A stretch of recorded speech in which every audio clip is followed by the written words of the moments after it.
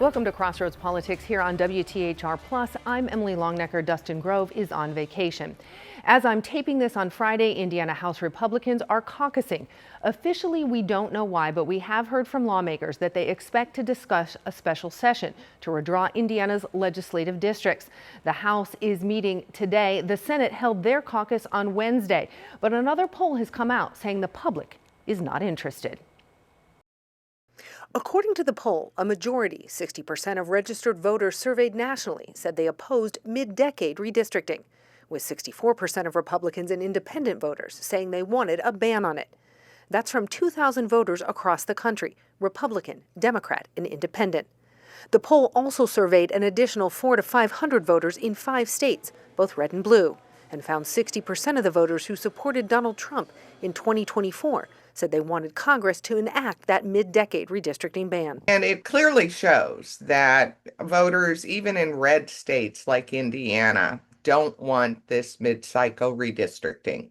They recognize it for what it is, a partisan power grab. But will those results hold any sway with Republican lawmakers in Indiana, poised to decide whether the governor should call a special session to redraw Indiana's congressional districts mid-decade? They really are probably considering the variety of risks, the challenges that come along with this. And in particular, I think for the state legislators, they would be assuming much of the risk because they'd be responsible for drawing the redistricting lines. They would be whom voters might hold most accountable. UIndy political science professor Dr. Laura Merrifield Wilson says the clock is ticking for lawmakers to make a decision about a special session, with filing deadlines for candidates in February. The fact that they are formally meeting, that we're aware of this meeting, makes me think whether or not we have one, we'll know very soon. IU professor Paul Helmke thinks it's going to happen, but wishes it wouldn't. It would be great to see our elected officials in Indiana say that they don't want to play games with the districts. Not happening. Joining me now in the studio is Nikki Kelly, editor of Capitol Chronicle. Nikki, despite protests from some Republicans about calling a special session, we're hearing a lot of folks say that they seem to think that this is a foregone conclusion, that we're going to have one. I mean, how do you expect this to move from the closed-door caucuses that we're seeing now to an announcement from the governor? Is that going to happen? Yeah, I mean, my understanding from talking to sources is that the governor is not going to announce a special session unless they know they have the votes.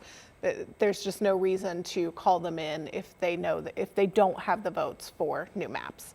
And my understanding in some of these caucuses, and we've had several, each side has had several now, is that, you know, many are still against it, perhaps even a majority, but, you know, they keep meeting, I think, to try to see if they can get some people to flip and move to the camp that they would support it. So it's really just a wait and see right now. I mean, and we've seen some flipping, right? I mean, we've seen some people go from absolute no to maybe a little more in the middle to absolute yes. Representative Jim Lucas putting out a tweet. Yeah, this week, just a few hours after Charlie Kirk was killed, and apparently he also had back surgery. He said both issues played into his decision. He said he went to a hell yes. Am I allowed to say that? I don't know if I'm allowed to say that, but that's what he said. And so, and I'm seeing lots of people just anecdotally on Twitter saying, hey, I wasn't for it before, but now I am. And they're using the Charlie Kirk assassination as a reason that, you know, they need to stand up to the liberal left or Democrats. And a tragic situation there. Absolutely. That man losing his life. The timing of this, interesting. The deadline for candidates to file is in February, so they have to get something done, what, I guess, before the holidays? Yeah, you can start filing in January. I would say, generally, I think if we haven't had it happen before, like Thanksgiving, I don't know that it could happen after that. Good thing about congressional races, though, is you don't have to live in your district. So, you know, if you're in a state house race, you have had to live in your district for a year to run for it. So they can change them up to the last minute, and anyone can still run in the districts they're put in. And we know today's caucus is virtual, right? Yep. A lot of the members couldn't make it for an in-person thing, so we know it's going to be a virtual situation online where they're discussing. Yeah, and they did one virtual another time. They've also done one in person. I think the Senate has done a couple in person. So there's just a lot of behind the scenes conversations as I think they're trying to figure out whether they have enough votes and whether they move forward with this. Okay. Sit tight. We're going to come back to you here in a bit. The state's first ever Secretary of Public Safety has abruptly resigned. Now 13 News has learned Jennifer Ruth Green may be eyeing another run for Congress. Political consultant Tim Edson tells us Republican leaders in Indiana and nationally are encouraging Green to enter the race for Indiana's 1st district. Green ran unsuccessfully for the job back in 2022, but she came closer than any Republican has in years. Green's reported consideration of another run comes as Indiana Republicans are debating whether to redraw Indiana's congressional districts. We reached out to Green for comment, but Nikki, your team discovered she was the subject of a pending state ethics investigation right before she resigned. Tell me a little bit about that. What is that about? Technically, the investigation with the Inspector General started way back in February on a very basic question of mixing state resources with a political event.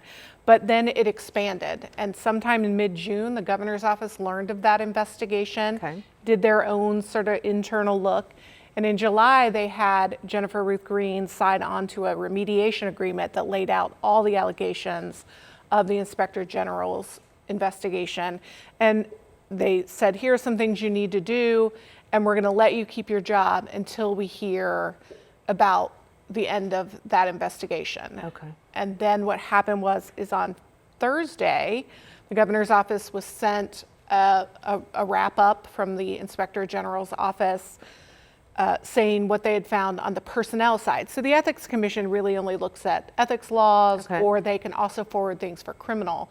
But personnel issues they don't really get into. So they sent those back to the governor's office. Governor's office reviewed that, had a meeting with Green on Friday, and she resigned. Has she said anything? What has she said publicly about this? She sent us a statement that says they are baseless allegations that are politically motivated, and that she's been attacked before in her life, and she'll move forward on it. If you had to say, do you think she's going to run for Congress in the 1st district? Do you think that's... I think that probably was her plan before news of this investigation leaked out. I also think it depends what happens with the Inspector General and the Ethics Commission. If they bring formal charges, I think that would be very difficult. Wow. Okay. Well, we know you'll stay on top of it. Your team will stay on top of it. Nikki Kelly, editor of Capitol Chronicle, the ultimate insider. You've been down at that State House for a long time, and you know a lot of things. So thank you for always lending your expertise and gravitas to this conversation. We really appreciate it. Thanks for having me. All right. Good to see you. Cities across Indiana are facing a new economic reality. We're going to focus on what's in front of us right now, and that's delivering high-quality services at a lower cost to the taxpayer. How one city plans to budget after sweeping property tax cuts. But first, the Attorney General takes aim at a refugee agency in Indiana. How ICE complaints landed Exodus refugee immigration in the AG's crosshairs. Next on Crossroads Politics. Welcome back. An organization that helps refugees and immigrants here in Indiana now says there's no justification for an investigation just launched by Indiana's Attorney General. Todd Rokita says his office is looking into potential labor trafficking in Monroe County.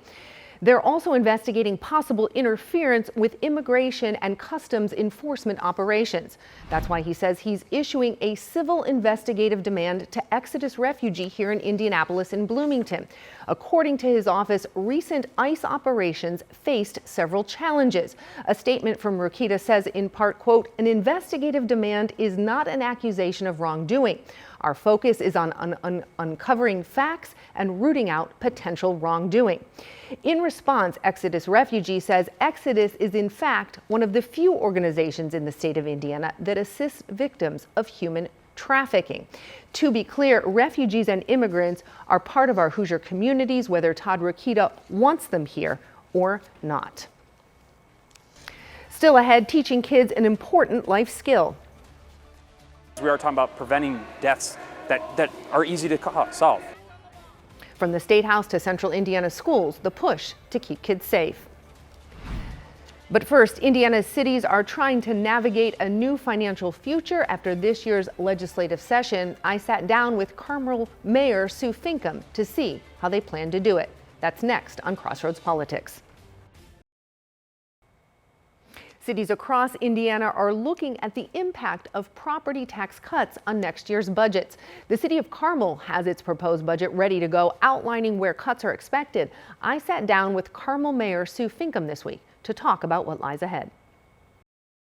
And this 2026 budget speaks with clarity. And what it says, Carmel's Mayor Sue Finkham told the City Council Monday, is that public safety remains a top priority, even with less money coming in next year because of property tax cuts. It means ensuring no family doubts that Carmel will stand with them in their moment of greatest need. After Monday's budget presentation to Council, Mayor Finkham sat down with 13 News to discuss the 2026 proposed budget and the potential challenges ahead. I'm just focused on this year and doing what we can do within our control. That included crafting a 2026 budget with close to $10 million less to work with than was originally expected after lawmakers passed property tax reform this past session. Finkham said the proposed budget includes increases in spending for Carmel's police and fire departments, along with increased funds for the city's roads, trails, and parks, as well as the arts. So if spending in those areas went up, where did the city find ways to save money? We're looking at combining contracts, renegotiating contracts. We have a few personnel changing roles.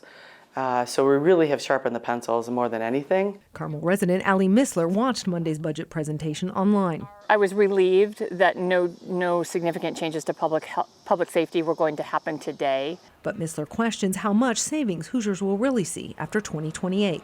That's when cities with more than 3,500 residents can raise local income taxes to help offset what's lost in revenue from lower property taxes. But I think we're kicking the can down the road.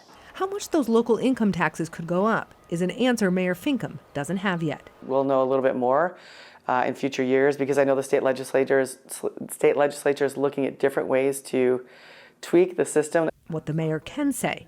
We're going to focus on what's in front of us right now. And that's a 2026 budget proposal. Mayor Finkham says funds the city's top priorities while not raising any taxes on Carmel residents. Next week, each of the city's departments will present individual budget requests. A vote on the proposed budget is expected in late October. Here in Indianapolis, we turn to an effort to stop an AES rate hike that could cost customers another $20 a month. Two Republican city-county councilors are leading this new charge, but as Logan Gay shows us, it's got backing from members of both parties. It's a battle over utility bills, and now City County Councilors Michael Paul Hart and Josh Bain are joining the fight. They just introduced a resolution urging AES to reconsider raising its rates. We can't continue to pass along costs to ratepayers when we see these independent system operators like AES raking in millions of dollars in a regulated monopoly profit while continuing to ask ratepayers for more and more and more. The proposed increase would amount to around $21 a month. The councilors say Hoosiers can't take it anymore. We're tired of seeing this stuff go up, and we've had enough. What are you going to tell someone who's living on a fixed income, might be a single parent, or might be a two-parent household that's still struggling to make ends meet? If AES doesn't withdraw its rate increase request, the councilors say they will ask the Indiana Utility Regulatory Commission to reject the increase. IURC is going to make that decision, but we're here trying to move their decision in one way based on the sentiment of the citizens. The resolution has gotten some bipartisan support as well. Democratic Socialist Jesse Brown sent us a statement saying AES should not even continue to hold a monopoly on electricity in Indianapolis. The statement continues, what they can do is lower the guaranteed rate of profit that AES investors earn. If they lower this rate to 5.1%, AES could do all of their planned upgrades without raising anyone's rates at all. AES leaders tell us even if the increase goes through, they would have among the lowest rates of any investor-owned utility in Indiana. A statement from AES Indiana says the regulatory rate review process with the IURC ensures transparency around the investments we're making to build a more resilient energy future and demonstrates our commitment to delivering long-term value to our more than 530,000 customers. The full council is set to vote on the resolution at their September 22nd meeting. The deadline for the IURC order is in March of 2026. Teaching kids to be safe on the water, one Central Indiana school joins the push to add a life skill to the curriculum. Next on Crossroads Politics. One central Indiana school district is trying to prevent kids from falling victim to a leading cause of death. Every year, an estimated 400 children under the age of 15 drown in the United States. It's a concern lawmakers are looking at too. Fourth graders from Lawrence Township, like the ones in this pool, are already ahead of the curve. I just started to learn and figure out how to start swimming back and forth. 10-year-old Zane Morris is one of over 1,100 students in Lawrence Township taking part in Operation Water Safety this year. You're going to stay seated. You're going to kick your feet. It's an initiative to teach fourth graders from the Metropolitan School District of Lawrence Township how to swim and be safe around the water. You're talking about drowning being one of the most preventable deaths for kids under the age of 8. According to the CDC, drowning is the leading cause of death in kids ages 1 to 4, and the second leading cause for kids ages 5 to 14. A bunch of kids die each year, and it's scary. We're going to have you go underwater one time like this. This program is a way to try and prevent that by providing access to a pool and swimming lessons. This year, students like Jalissa Bush will come to one of 2 pools at the district's high schools, where they'll learn some of the basics. They taught us how to kick our feet and backstrokes and stuff, and how to float on our back. A lot of the kids don't know how to swim, and their only experiences to pools is maybe a backyard pool or a retention pond. It's not necessarily in a safe environment like this. Look up at the ceiling, count to 5. The district's high school students take swimming classes as part of their physical education. Next year, the school district hopes to expand Operation Water Safety to more grades at the elementary school level. These students say they're on board. I was a little nervous, but as we started warming up, I wasn't that nervous. This was actually fun for the first field trip lesson type thing. Operation Water Safety takes place over the next 11 weeks. That does it for this week's episode of Crossroads Politics here on WTHR Plus. For Nikki Kelly, Logan Gay, and all of us at 13 News, I'm Emily Longnecker. Thanks for joining us. See you next week.